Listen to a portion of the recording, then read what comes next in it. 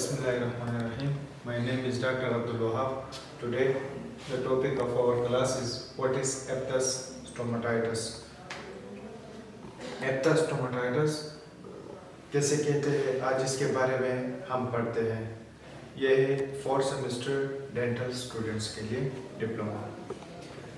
अच्छा, आज हमारा जो टॉपिक है वो है एप्थस स्टोमाटाइटिस। कि एप्थस स्टोमाटाइटिस क्या है? जैसे कि परसों हमने पढ़ा था ओरल डिजीज़ में कि ओरल कैंडिडियासिस क्या है। उससे पहले हमने पढ़ा था acute ulcerative gingivitis, acute ulcerative necrotizing gingivitis वो पढ़ा था। आज हम तीसरी डिजीज़ पढ़ेंगे ओरल कैविटी की जो पैथोलॉजी है, उसमें है व्हाट इज एप्थस स्टोमाटाइटिस या रिकरेंट एप्थस स्टोमाटाइटिस। इसे क्यों कहते हैं, ये कौन सी बीमारी है ओरल कैविटी की, किस चीज़ से होती है और इसकी क्लिनिकल फीचर क्या होगी, और लास्ट में हम इसकी ट्रीटमेंट पढ़ेंगे कि ये ट्रीट किस तरह होता है या इज दिस डिजीज क्यूरेबल और नॉट क्यूरेबल। ठीक है, तो सबसे पहले हम इसकी डिफिनीशन पढ़ते हैं कि ये है क्या चीज़। What is aphthous stomatitis? Recurrent aphthous stomatitis is a common ulcerative inflammatory condition। कहते हैं कि ये हमारे पास छोटे छोटे से अल्सर्स बनते हैं। इसके किस जगह पे अल्सर बनते हैं? ये है हमारे पास साइट ऑफ इन्फेक्शंस, कि या तो ये चीक्स पे बनेंगे या लेबियल साइड पे, लोअर लिप के लेबियल साइड पे, या अपर लिप लेबियल साइड पे, या बिलो द टंग, किसी भी ऐसी एरिया जो नॉन केराटिनाइज हो उसमें इसके चांसेस ज़्यादा होते हैं। ये है साइट्स ऑफ इन्फेक्शन। जैसे कि आप इस पिक्चर में देख सकते हैं कि ये आपका लिप्स है, लोअर लिप, और लोअर लिप के जब आप उसको यूरो ट्रैक करोगे पीछे देखोगे तो यहाँ पे एक अल्सर सा बना होता है, राउंड सा अल्सर बना होता है। ठीक है, एरिथेमेटस लीजन होती है। इस लीजन को हम कहते हैं एप्थस स्टोमाटाइटिस। अच्छा, यह हमारे पास कॉमन अल्सरेटिव इन्फ्लेमेटरी कंडीशन होती है ऑफ द ओरल कैविटी। फिर उसके बाद it is a small recurrent. Recurrent का ये मतलब होता है कि बार बार लगता है।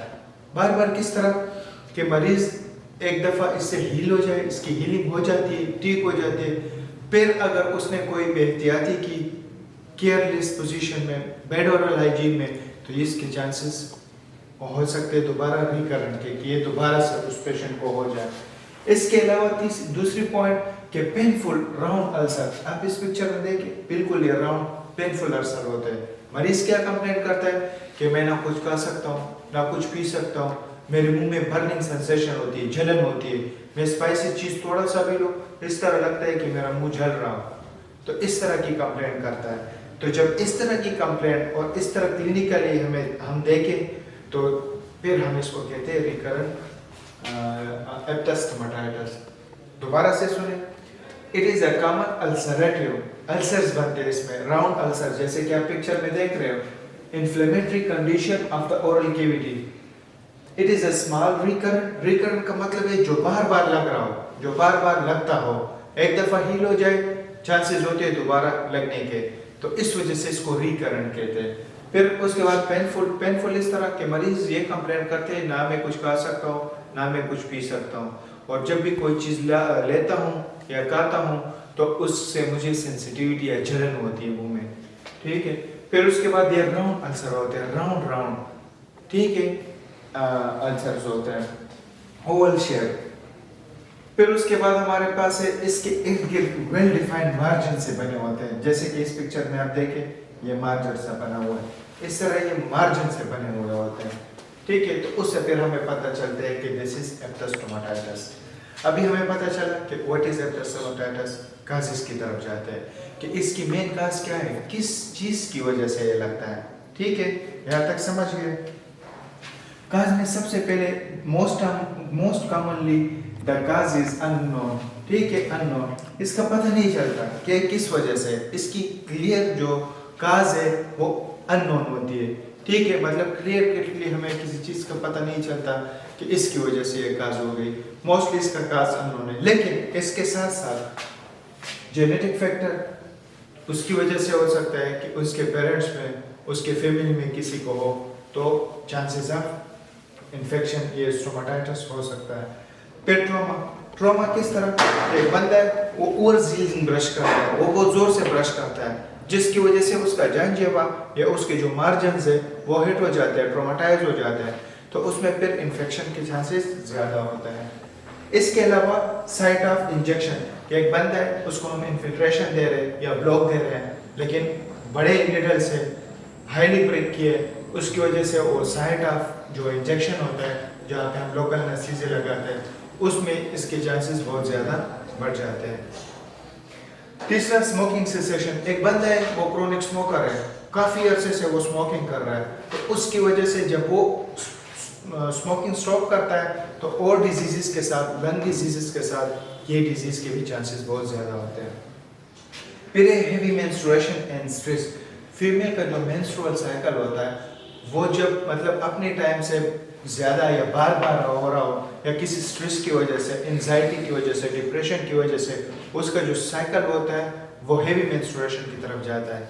मतलब नॉर्मल साइकिल 4 to 5 या 6 डेज, ये ओवर हो जाता है। जब ओवर हो जाता है तो उसमें भी फिर हार्मोनल चेंजेस आते हैं, तो उसमें इसके चांसेस बहुत बढ़ जाते हैं इस डिजीज़ के।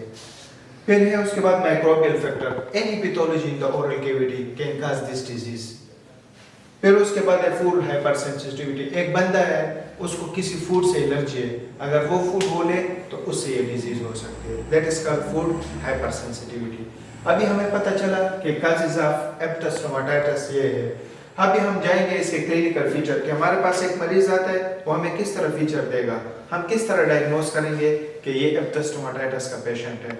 Number 1, small round ulcer. जब हम उसका साइट ऑफ इन्फेक्शन चेक करते हैं कि किस जगह पे, अगर वो लेबियल साइड पे लिप को हम रिट्रैक्ट करें और इस तरह हमें स्मॉल राउंड, ठीक है, अल्सर नजर आए, और अल्सर इस तरह कि हम मरीज से पूछे कि कितने अरसे से, वो कहते हैं बहुत ज़्यादा अरसे से, महीने से, 2 महीनों से, 6 महीनों से, साल से है, तो एक तो ये क्लिनिकल पिक्चर से कंफर्म हो गई। दूसरा, बर्निंग एंड प्रिकिंग सेंसेशन। मरीज ये कहते हैं ना मैं कुछ खा सकता हूँ ना पी सकता हूँ, हर वक्त मुंह में जलन होती है, जलन की वजह से मैं खाना या जो चीज़ है वो नहीं पी सकता, ठीक है, या खाना नहीं खा सकता, जो ही मैं खाना लूँ मुझे मुंह में जलन होती है। So this is one of the best feature to confirm the disease. फिर उसके बाद है ईटिंग एंड स्पीकिंग डिफिकल्टी। जब भी ओरल कैविटी में कोई पैथोलॉजी होती है, ये 2 बातें जरूर याद रखें, ना तो वो फिर सही खा सकेगा ना सही बोल सकेगा। वजह, क्योंकि वहाँ पे स्वेलिंग भी होगी, पेन होगा, जिसकी वजह से डिफिकल्टी इन स्पीकिंग, वो सही बोल नहीं पा रहा होगा, ठीक है। ये थे क्लिनिकल फीचर। अभी हमें पता भी चल गया, फीचर भी हमें दे दिया पेशेंट ने, क्लिनिकली प्रेजेंटेशन भी हो गई। अभी हम आएंगे इसके डायग्नोसिस की तरफ, टू कंफर्म दिस डिजीज कि ये एप्टस स्टोमाटाइटिस है कि नहीं है, ठीक है। तो कंफर्मेशन हम किस तरह करते हैं? Through a proper history. Proper history में क्या कि ये फैमिली में किसी को तो नहीं है, कोई रेसेंट ट्रॉमा तो नहीं हुआ, स्मोकिंग करते वो नहीं करते हैबिट में, मेंस्ट्रुअल की कोई इरेगुलेशन तो नहीं है। उसके बाद खुराक की हिस्ट्री उससे पूछते हैं कि किस किस चीज़ की वजह से होता है।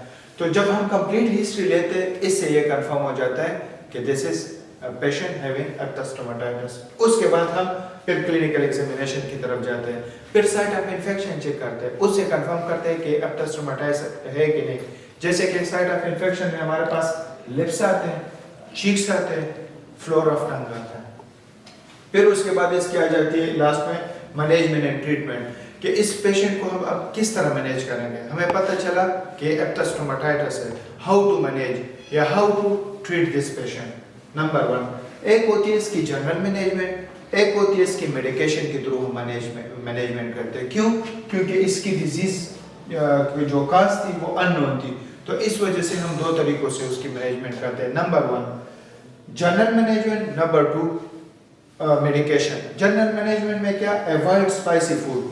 अभी पेशेंट खुद कह रहा था कि जब भी मैं कोई ऐसी चीज़ खाता हूँ जिसमें मिर्चें हो, स्पाइसी हो, उससे जलन होती है, तो हम उसे कहेंगे कि ऐसी चीज़ें जिसमें मिर्च बहुत ज़्यादा हो या स्पाइसी हो वो ना खाएं। दूसरा, एसिडिक बेवरेजेस, क्योंकि इन्फेक्शियस डिजीज है, जब वो बेवरेजेस, कोल्ड ड्रिंक्स वगैरह लेते हैं, इसमें एसिड कंटेंट ज़्यादा होता है, उसकी वजह से ये डिजीज और बढ़ सकती है और पेन ज़्यादा हो सकते हैं, तो हम उसे कहेंगे कि acidic beverages, stop the acidic beverages.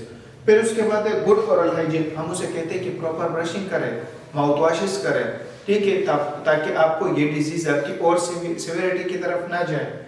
फिर उसके बाद है कूल एंड काम। कूल एंड काम का ये मतलब होता है कि एक फीमेल है, उसको स्ट्रेस है, ऊपर से हेवी मेंस्ट्रुएशन भी हो रहा है, हम उसको कहें कि आपकी जो स्ट्रेस है आप काइंडली मतलब इस लेवल को कम करें, आपको जो प्रॉब्लम है उसको कोशिश करें कि सॉर्ट आउट करें, ताकि आपकी इस चीज़ की वजह से, इस स्ट्रेस लेवल की वजह से, इस हार्मोनल लेवल की वजह से ये डिजीज बार बार हो रही है। ठीक है, तो इसको हम कहते हैं कूल एंड काम। फिर उसके बाद आती है मेडिकेशन। मेडिकेशन में फर्स्ट लाइन जो थेरेपी होती है वो है कॉर्टिकोस्टेरॉइड टॉपिकल क्रीम। ये हम मरीज को देते हैं और टाइम बताते हैं कि how to apply, how to use this. उसके बाद हम उसको कहते हैं कि माउथ वॉशेस करें। ठीक है, नॉर्मल जो पानी होता है उसमें थोड़ा सा नमक डाल के या इस तरह और एंटीसेप्टिक एजेंट डाल के, माउथ वॉशेस डाल के आप उसे कुली करें 2-3-4 दफ़ा, तो इसकी जो स्वेलिंग होती है वो इससे कम हो जाएगी। ठीक है, और जो मतलब साइट ऑफ इन्फेक्शन है उसमें हीलिंग जल्दी होगी। फिर उसके बाद टॉपिकल एंटीसेप्टिक वगैरह लगा सकते हैं ताकि उसमें और इन्फेक्शन के चांसेस कम हो जाए और ये इन्फेक्शन स्प्रेड ना हो जाए, तो हम टॉपिकल एंटीसेप्टिक देते हैं। फिर उसके बाद एक पेशेंट है, वो जनरल मैनेजमेंट से भी ठीक नहीं हुआ, वो मेडिकेशन से भी ठीक नहीं हुआ, फिर हम उसकी अदर ट्रीटमेंट सर्जिकल एक्सिजन करते हैं। सर्जिकली उस एरिया पे कट लगा के उसको पूरा का पूरा एरिया को ही काट देते हैं। ठीक है, एनी क्वेश्चन?